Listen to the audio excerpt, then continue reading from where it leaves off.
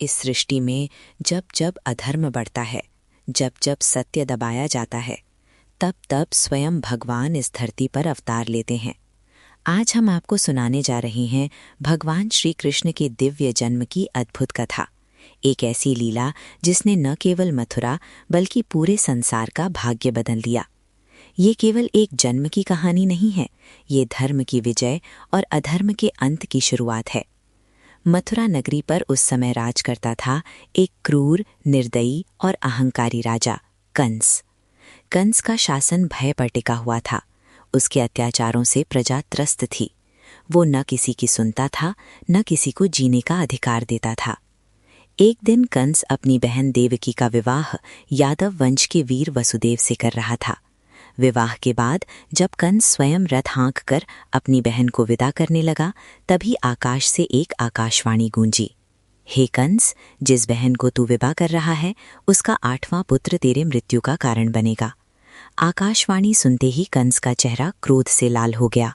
उसने उसी क्षण देवकी को मार डालने का निश्चय कर लिया। पर वसुदेव ने बुद्धिमानी से कहा, हे कंस, जो पुत्र तुझे मारेगा वो तो अभी जन्मा भी नहीं है। तू मुझे जीवित रहने दे, मैं स्वयं तुझे हर संतान सौंप दूंगा।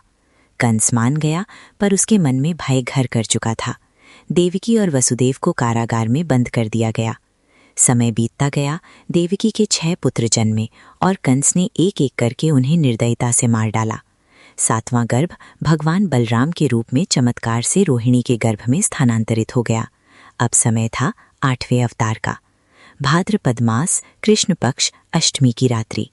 आकाश में घने बादल थे, बिजलियां चमक रही थीं और वर्षा हो रही थी। कारागार में देवकी और वसुदेव भगवान विष्णु का स्मरण कर रहे थे। तभी आधी रात को कारागार प्रकाश से भर गया। देवकी के समक्ष भगवान विष्णु चतुर्भुज रूप में प्रकट हुए। उन्होंने कहा, हे देवकी, मैं ही तुम्हारा पुत्र बनकर जन्म लूंगा और अधर्म का नाश करूंगा। क्षण भर में भगवान विष्णु नन्हे बालक श्री कृष्ण के रूप में प्रकट हो गए। उसी क्षण कारागार के ताले स्वयं खुल गए। पहरेदार गहरी नींद में सो गए। वसुदेव के पैरों की बेड़ियां टूट गईं। भगवान की आज्ञा से वसुदेव बालक कृष्ण को लेकर यमुना नदी पार करने निकले। मूसलाधार वर्षा हो रही थी, यमुना उफान पर थी। तभी एक अद्भुत चमत्कार हुआ। शेषनाग स्वयं आकर कृष्ण के ऊपर छत्र बन गया। यमुना ने स्वयं रास्ता दे दिया। वसुदेव सुरक्षित रूप से नंद बाबा के घर गोकुल पहुंचे। वहां यशोदा माता ने एक कन्या को जन्म दिया था। वसुदेव ने कृष्ण को यशोदा के पास सुलाया। कन्या को लेकर वापस मथुरा लौट आए। सुबह होते ही कंस को पता चला कि देवकी की संतान जन्मी है। वो दौड़ता हुआ कारागार पहुंचा।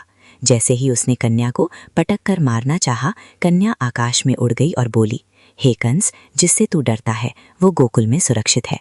कंस भयभीत हो गया।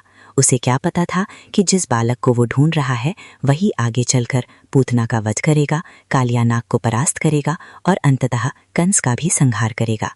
श्री कृष्ण का जन्म केवल एक घटना नहीं बल्कि धर्म की पुनः स्थापना है। जब भी जीवन में अंधकार बढ़े तो समझ लेना कृष्ण कहीं ना कहीं लीला रच रहे हैं। जय श्री कृष्ण।